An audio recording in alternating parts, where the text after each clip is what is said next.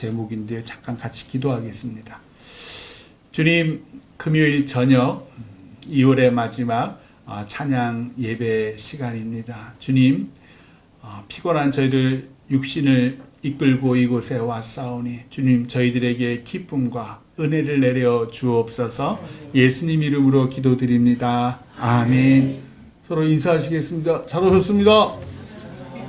우리 나자로님, 박세영 박사님 특별히 이제 교회가 코앞이시라 집 코앞이라 참 좋습니다. 너무너무 감사하고, 그래서 얼른 우리 금토동에 교회를 건축해서 다들 코앞에서 교회 오셔야 되는데 이제 교회 대출이 또 막혔습니다. 또 막혀서 뭐 대출 불혹화가 뭐 한참 자랑하더니 결국은 총회 유치단 이름으로 돼가지고 그게 또 막혀서 지금 그 총회, 안 그래도 그래서 우리 장로님이 아이디어를 주셔가지고 제가 지금 총회 총무 목사님이 마침 그 주민교회 심우하시던 이은삼 목사님이라서 총회 총무, 또 총회 유지단에 왜 박영근 장로, 뿐만 또 최서열 목사님이 또 그 연금재단, 연금, 총회 이제 목사들 내는 연금 가지고 한 번도 이런 경우는 없는데, 왜 개인 대출을 해줘도, 목사 개인 대출을 해줘도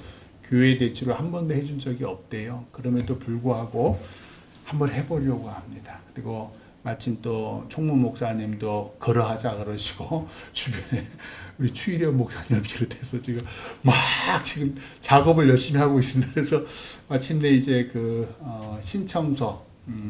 신청서를 내라고 해서 그 공문 형식으로 이것저것 붙여서 지금 제가 작성해서 다음 주 중에 약속을 잡아서 뭐 그냥 편지식으로 보내도 되지만 약속을 잡아서 가능하면 저랑 장로님이랑 같이 총회를 찾아가서 직접 전하려고 합니다.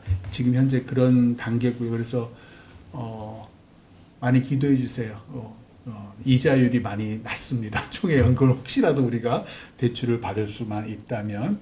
근데 이제 액수가 너무 크잖아요. 이 모든 과정들이 하나님이 어찌 일하시는지 우리가 더 열심히 기도해야 될 것 같고요. 오늘 말씀을 보시면요, 교회에 대해서 하시는 말씀이에요. 우리 교회 지난 주일날 장수만 목사님이 오셔가지고 페트로스 기억나시죠? 페트로스가 베드로, 원래 시몬이죠. 시몬인데 바요나 시몬이에요. 요나의 아들 시몬이 원래 이름인데 그 이름을 페트로스, 베드로라고 바꿔요. 작은 돌이라고 배웠잖아요.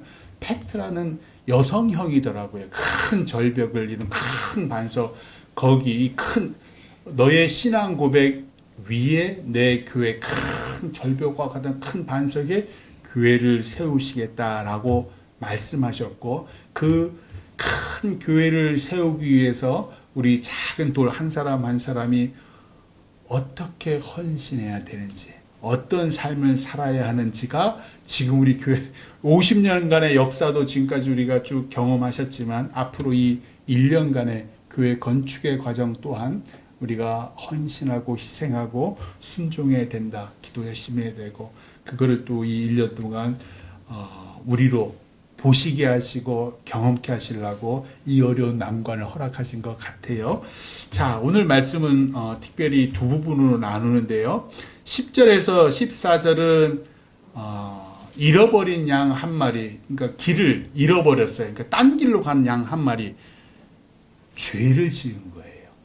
죄에 대해서 하시는 말씀이에요. 그러니까 작은 자, 너희 교회 안에, 교회 공동체 안에 길을 잃어버린 양 한 마리가 있다라는 뜻이 14절까지. 길을 잃어버린 양 한 마리를 어떻게 너희들이 처리할래? 어떻게 너희들이 처리할래가 14절까지의 말씀이고, 15절서부터 20절은 좀 심각한 범죄, 형사적인 범죄, 중요한 문제를 일으킨 그 성도를 너희가 어떻게 치리할래? 어떻게 처리할래가 뒤에 나오는 말씀이에요. 자, 10절은 조금 관계가 없는데, 그래서 10절 한번 읽어봐요. 10절. 같이 읽어요. 시작. 삼가 이 작은 자 중에 하나도 없인 여기지 말라. 너희에게 말하노니 그들의 천사들이 하늘에서 하늘에 계신 내 아버지의 얼굴을 항상 배움느니라. 아멘. 작은 자가 누구냐면 요 앞절의 말씀도 어린 아이처럼 낮아지지 천국에서 누가 큽니까? 라고 제자들이 물어봤을 때 어린 아이처럼 낮은 자, 겸손한 자가 제일 크다. 너희가 큰 자가 되려고 하면 가장 낮은 자가 돼. 그런 얘기를 쭉 하셨잖아요. 지금 10절 말씀도 이 작은 자, 너희 교회에서 눈에 안 보이는 사람, 목소리 크고 힘 있고 뭐 직분 있는 사람이 아니라 너희가 생각지도 못하는 그 사람이 교회에 한 명이 있는데 그 작은 자를 얘기해. 그 작은 자도 업신여기지 말아라. 왜? 그들의 하나님께서 그 한 사람 한 영혼 한 영혼에게 다 천사들을 붙여주셨어. 그 천사들이 이 한 사람 한 사람, 우리도 마찬가지, 나 자신도 마찬가지죠. 얘가 무슨 생각을 하고 무슨 죄를 짓고 무슨 좋은 일을 했고 무슨 기뻤는지를 하늘 아버지께 늘 보고해. 늘 보고해. 안 귀한 영혼이 하나도 없어. 너희가 그 작은 자라고 업신여기고, 아니 업신여기지도 않아. 아예 있는지조차도 몰라. 근데 그 사람조차도 하나님께서는 귀히 여기신다라고 10절에 먼저 딱 선포를 하셔요, 예수님이. 그리고 난 다음에 12절부터 이제 잃어버린 양 얘기예요. 12절 한번 같이 읽어봐요. 시작. 너희 생각에는 어떠하냐? 만일 어떤 사람이 양 100마리가 있는데 그 중에 하나가 길을 잃었으면 그 99마리를 산에 두고 가서 길 잃은 양을 찾지 않겠느냐?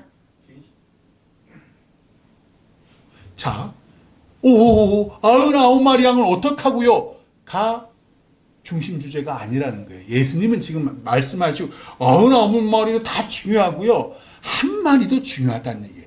다 중요해. 지금 그래서 10절에서 딱 얘기하신 거예요. 작은 자를 얘기하신 이유가 너희는 다 귀해. 근데 이 99마리는 무리 가운데 안전한 곳에 있어. 근데 이 한 마리가 길을 잃어버렸어.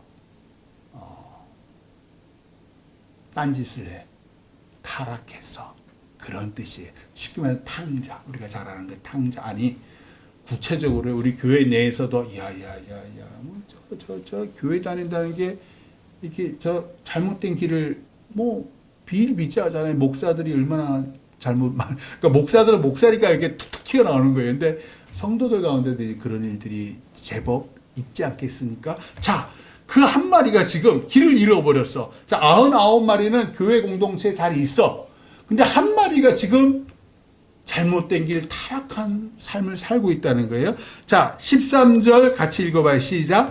진실로 너희에게 이르노니 만일 찾으면 길을 잃지 아니한 99마리보다 이것을 더 기뻐하리라. 아멘. 99마리가 중요하지 않다는 게 아니죠. 그 99마리는 내 품 안에 있어. 첫째 아들이야. 얘는 늘 내 품 안에 있는 애, 늘 참 내 말씀을 잘 따르려고 참 애쓰는 애야. 근데 이 한 마리가 늘 삐껴나가는데 이놈을 목자 되신 예수님께서 가서 찾고 구했으면은 이놈도 이제 와서 100마리가 된 거예요. 얼마나 기뻐하겠니? 그 말씀하신 거예요. 참, 예수님께 그 한 영혼도 사랑하신다. 14절 같이 읽어요. 시작.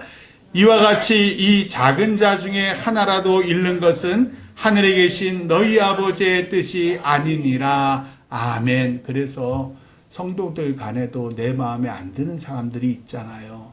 도대체 이 인간은 어떤 성장 배경을 가졌기에 만나기만 하면 이상한 말을 막 하고 정죄를 하고 심지어 막 욕을 하고 막 그런 사람들이 있어요. 그 사람도 하나님께서 구원하신 영혼이라는 거예요. 그 사람을 무시하거나 차별하거나 그러지 마. 그 사람도 껴안아줘. 지금 그 얘기를 하시는 거예요. 그러니까 어떻게 그 일을 합니까? 나랑 맞지를 않는데 내 옆에 있는 이 남편, 이 아내도 내가 진짜 미치고 펄쩍 뛰겠는데 어떻게 나랑 관계도 없는 저런 사람을 어떻게 내가 우리 금토교회 교인이라고 아니? 하나님의 같은 형제자매라고 그렇게 하랍니다. 그게 십자가예요. 그게 십자가예요. 그래서 오늘 아까 저 높은 곳을 향하여 깨달았습니다.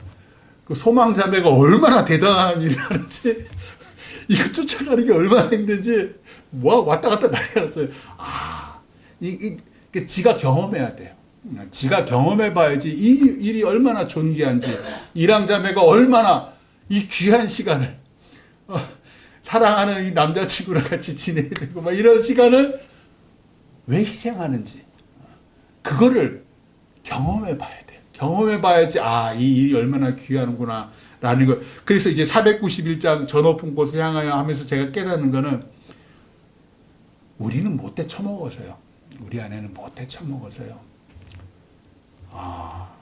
나랑 닮은 꼴을 싫어해요. 나랑 닮지 않은 거를 싫어해요. 내 생각이 저 사람의 생각이길 원하는데, 그럼 저 사람도 나를 보고 그렇게 판단할 거 아니에요. 그러니까 싸우는 거예요. 그러니까 맨날 싸우는 거예요. 왜? 내 기준이 있는 거예요. 내 삶의 기준이 있고 내가 살아온 환경 방식이 있는 거예요. 그런데 예수쟁이는 어떻게 돼요? 자기를 부인하고 자기 십자가를 지고 예수님을 따르는 게 예수쟁이에요. 그거 하라고 하나님께서 우리를 구원하신 거예요. 다 세상 사람들은 어떻게 살아요? 지 멋대로 살아요. 자기의 돈을 위해서, 영광을 위해 살아요. 근데 예수님께서는 우리를 택하신 거예요. 어떻게? 저 높은 곳에 내 주여 내 맘 붙드사. 우리가 원해서 예수님 믿는 사람 아마 거의 없을걸요? 내가 원해서 교회 온 사람 아무도 없을 거예요. 나도 모르게 어느 순간 교회에 와서 예수님을 믿기 시작한 거예요. 왜? 주님이 내 마음을 붙잡았어요. 그러면 교회 와서 내가 1년, 10년, 30년 직분도 집사, 권사, 장로, 목사가 됐는데, 그럼 나는 어떻게 살아야 돼요? 예수님을 따라 살아야 돼요. 내 능력으로, 내 성품으로는 안 되는데요. 주님, 내 마음 붙들어 주옵소서. 그거예요, 그거. 그래야지 주님이 심판의 자리까지 우리를 끌고 가시는 거예요. 네 멋대로 한번 살아봐. 심판날에 내가 너를 모르래. 주여 주여. 너 아무리 눈물로 기도해봐. 주여 주여 해봐. 내가 너를 도저히 알지 못해. 왜? 너는 단 한 번도 네 마음을 나에게 준 적이 없어. 네 멋대로 살았어. 나는 너를 그렇게 살라고 부르지 않았어. 자, 뒤에 이제 심각한 건 이 뒤에요. 15절에서 20절이 아주 심각해요. 자, 15절 같이 한번 읽어봐요. 시작. 내 형제가 죄를 범하거든 가서 너와 그 사람과만 상대하여 권고하라. 만일 들으면 내가 내 형제를 얻은 것이요. 아멘. 중대한 범죄라 그랬잖아요. 그래서 죄를 범하거든요. 그 하마르테세예요. 헬라어는 하마르테세라는 게 중대 범죄예요. 자, 형제가 뭐 교회 그런 일 많잖아요. 언론에 뭐 성범죄, 성추행을 했다든지, 아니면 목사가 무슨 뭐 여성도와 무슨 간음의 죄를 범했다든지 이런 경우가 있잖아요. 구약에서는 돌로 쳐 죽여라 그랬지만 예수님은 절대로 그러지 않아 살리시는 분이에요. 그래서 어떻게 제시를 하시냐면, 자, 네 형제가 너에게 죄를 범하거든 가서 너와 그 사람과만 상대하여. 알리지 마. 다른 사람에게 알리지 말고 그냥 그 사람에게, 피해자인 내가, 가해자인 저 사람에게 가서 당신 저에게 이런 죄를 졌잖아요. 얼른 주님 앞에 회개하세요. 당신의 죄를 고백하시고 회개하시고 다시 돌아오세요. 라고 권고하라. 만일 그가 들으면, 가해자가 들으면 네가 네 형제를 얻은 것이요. 왜? 그 죄로 인해서 그 교회 공동체 내에서 제외되고, 이제 두 번째 단계가 뒤에 나와요. 알려지면 그 사람은 자동적으로 제외가 되는 거예요. 그런데 그가 자기 죄를 고백하고 회개하고 눈물로써 주님 앞에 용서를 구하면 네가 네 형제를 구하고 교회 공동체도 살아나고 너도 네가 피해를 입었지만 너의 상처도 회복이 된다.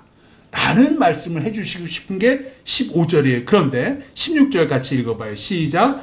만일 듣지 않거든 한두 사람을 데리고 가서 두세 증인의 입으로 말마다 확증하게 하라. 자, 이제 가해자와 피해자가 단둘이 만나서 얘기했는데요. 내가 언제 그랬어? 이렇게 나오는 거예요. 그러면 신명기에도 나오잖아요. 두세 사람의 입으로. 한 사람이 아니라 두세 사람이 가서 너 이런 가해를 했잖아 라고 얘기를 하라는 거예요. 그리고 그 사람이 고백하고 회개해서 돌아오면 좋은 거고, 그렇죠? 그러면 교회 공동체가 똑같아요. 15절과 16절은 똑같아요. 단지 한 사람, 피해자와 가해자를 만났던 게 두세 사람으로 확대된 거예요. 두세 사람으로 확대해서 그래도 다른 사람한테 알리지 않는 거예요. 어떻게든지 그 사람이 매장되기 전에, 수치당하기 전에 얼른 돌아오라는 거예요. 돌아오게, 그렇게 회복하려고 했는데 안 돌아오는 경우. 17절 같이 읽어봐요. 시작. 만일 그들의 말도 듣지 않거든 교회의 말하고 교회의 말도 듣지 않거든 이방인과 세리와 같이 여기라. 교회에 치리하라는 거예요. 교회에다가 치리해라. 그래서 교회 장로님들, 목사들, 권사님들이 같이 모여서 이 죄를 어찌할까? 라고 서로 얘기를 했는데 교회의 말도 듣지 않거든 아예 제쳐버려라. 이방인과 세리처럼 하나님을 모르는 사람처럼 치부해라. 교회 공동체에서 내쫓아라. 추방해라. 그 얘기예요. 18절 같이 읽어요. 시작. 진실로 너희에게 이르노니 무엇이든지 너희가 땅에서 매면 하늘에서도 매일 것이요 무엇이든지 땅에서 풀면 하늘에서도 풀리리라. 아멘. 이거 베드로가 왜 신앙 고백하고 천국 열쇠 줬을 때 이 말씀 그대로 또 똑같이 하는 거예요. 그러니까 제자들이 그때 가이사랴 빌립보에서 했던 그 말씀 하시는구나 라고 알았을 거예요. 여기서 땅에서 푼다는 게 뭘까요? 용서해 주는 거예요. 너희가 땅에서 그 사람, 그 가해자를 용서해 주면 천국 하나님도 용서해 주는 거야. 근데 네가 그 땅에서 저놈이 거부하고 부인하고 안 했다 그러고 그거 매면 내버려 두면 추방해 버리면 천국에서도 그 죄를 그리할 것이다. 무서운 말씀이에요. 즉 너희 교회 공동체에서 치부해 버려서 안 된다고 하는 사람은 천국에서도 안 되는 거야. 지는 나는 예수님 믿어서 천국 갈 거야. 천만의 만만의 말씀. 교회의 권세라는 거예요. 천국 열쇠를 교회에 주신 이유라는 거예요. 자, 20절 같이 읽어봐요. 20절. 20절. 아니죠. 19절이죠. 19절 같이 읽어요. 시작. 진실로 다시 너희에게 이르노니 너희 중에 두 사람이 땅에서 합심하여 무엇이든지 구하면 하늘에 계신 내 아버지께서 그들을 위하여 이루게 하시리라. 아멘. 내 아버지라고 했잖아요. 너희 아버지가 아니라. 그러니까 이 정도로 이 교회 공동체 내에서 죄를 어찌 다루어야 하는지에 대해서 하나님도 지대한 관심을 가지고 계시다. 따라서 너희들이 합심해서 땅에서 합심해서 너희 중에 두세 사람이 합심해서 무엇이든지 이 죄를 용서해 주옵소서라고 하면 하늘에서도 용서해 주실 것이고, 그런데 이 죄인이 도저히 돌아오지 않네요 라고 하면 하늘 아버지께서도 돌아오지 않는 길로 내버려 두시리라. 마지막 20절 같이 읽어요. 시작. 두세 사람이 내 이름으로 모인 곳에는 나도 그들 중에 있느니라. 아멘. 두세 사람이 예수님 이름으로 모인 곳이 어디예요? 교회. 또 우리 교회에서 하는 구역 예배, 소모임들, 우리 청소 봉사도 그렇잖아요. 청소 봉사하시고 차량하실 때도 늘 두세 사람이 다 같이, 거기에는 나도 있다. 예수님이 있다. 이게 교회의 정체성이에요. 우리가 하는 죄를 지은 그 사람을 중죄든 가벼운 길을 잃고 타락한 죄든 간에 우리가 정하고 우리가 용서하고 우리가 치한 그 모든 것에 예수님이 함께 계신다. 따라서 우리가 말하고 행동할 때에 늘 예수님이 나와 함께 함을. 그래서 화내지 마세요. 가능하시면 제발 부부간에도 그렇고 성도들 간에 또 바깥에 나갔을 때도 무조건 나랑 뜻이 다르다니까. 그걸 기본 전제로 딱 하세요. 기본적으로 딱 하시고 화내지 마세요. 부끄러워요. 목사가 돼서 장로가 돼서 권사가 돼서 세상 사람들한테 막 부끄러워요. 그러지 마세요. 나를 부인하세요. 나를 부인하고 예수님이 저 못돼 처먹은 것들을 품어 안듯이 십자가에 못 박혀 나 같은 못돼 처먹은 걸 품어안듯이 화내지 마시고 욕하지 마시고 늘 예수님의 마음으로 이 땅 오늘을 살아가시는 우리가 되시기를 주님의 이름으로 축원합니다. 기도하겠습니다.